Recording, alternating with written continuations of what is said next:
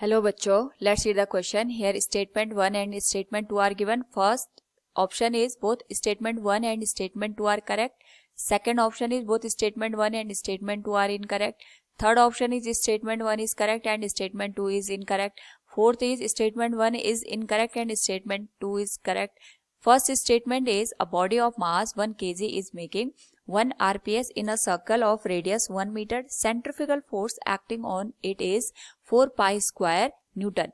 Second statement is centrifugal force is given by F equals mv divided by r. Now to answer this question, first we will discuss here the key concept, and here the key concept is circular motion. तो जब भी हमारे पास कोई object एक fix point के respect में fix distance पे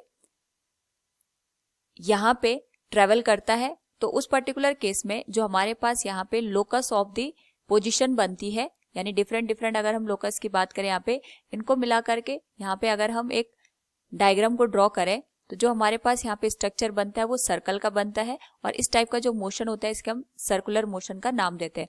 now यहाँ पे जब भी कोई ऑब्जेक्ट सर्कुलर मोशन करता है उस पर्टिकुलर केस में हमारे पास सेंटर की ओर एक फोर्स काम करता है जिसको हम सेंट्रीपिटल फोर्स का नाम देते हैं, और इसकी वैल्यू होती है mv square divided by r के बराबर.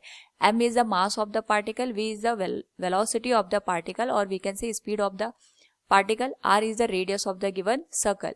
और यहाँ पे हमारे पास जो सेंट्रीपिटल फोर्स की वैल्यू होती है that is equal to the centrifugal force. Centrifugal force अपने आप में एक सूडो फोर्स का कॉन्सेप्ट होता है, और इसकी वैल्यू सेंट्रीपिटल फोर्स के बराबर ही होती है, जिसको हम यहाँ पे लिखते हैं m into v square divided by r के बराबर. सेंट्रीपिटल और सेंट्रीफ्यूगल फोर्स की वैल्यू यहाँ पे इक्वल होती है. Now according to the question जो हमारे पास सेकंड स्टेटमेंट है, centrifugal force is given by F equals mv divided by r, it is incorrect one. ये हमारे पास यहाँ पे इनकरेक्ट होता है. हमारे पास जो सेंट्रीफ्यूगल फोर्स की वैल्यू होती है it is given as centrifugal force equals F equals m into v square divided by r. Now यहाँ पे जो फर्स्ट स्टेटमेंट है, बॉडी ऑफ मास 1 kg, यानी जो मास है ये 1 kg के बराबर है हमारे पास, और जो यहाँ पे पार्टिकल है it is making 1 rps in a circle of radius 1 metre. Radius की वैल्यू 1 मीटर है, और यहाँ पे जो रोटेशन हो रहा है दैट इज 1 सेकेंड में 1 राउंड ये कंप्लीट कर रहा है. 1 rps का मतलब हो गया 1 राउंड पर सेकेंड. तो यहाँ से हम फ्रीक्वेंसी भी निकाल सकते हैं और टाइम पीरियड भी निकाल सकते हैं of the given motion. Time period का मतलब ये होता है कि एक कंप्लीट सर्कल को पूरा करने में हमारे पास जो ऑब्जेक्ट है जितना टाइम लेता है उसे हम यहाँ पे टाइम पीरियड का नाम देते हैं. तो यहाँ पे 1 रोटेशन पर सेकंड का मतलब ये हो गया कि 1 सेकंड में जो पार्टिकल है ये यहाँ पे कंप्लीट एक रोटेशन को पूरा कर रहा है. तो यहाँ से हम कह सकते हैं जो ऑब्जेक्ट का टाइम पीरियड होगा ये 1 सेकेंड के बराबर आएगा. तो यहाँ से we can find out the value of omega, और यहाँ पे जो सेंट्रीफ्यूगल फोर्स की वैल्यू होती है इसको हम इस तरीके से भी लिख सकते हैं mv square divided by r के बराबर, and we know that v की जो वैल्यू होती है it is r omega. Omega is the angular velocity, r is the radius. तो जो f की वैल्यू आएगी इसको हम लिख सकते हैं m इंटू वी को रिप्लेस करके r ओमेगा का whole square divided by r. तो ये आ जाएगा m into omega square r के बराबर.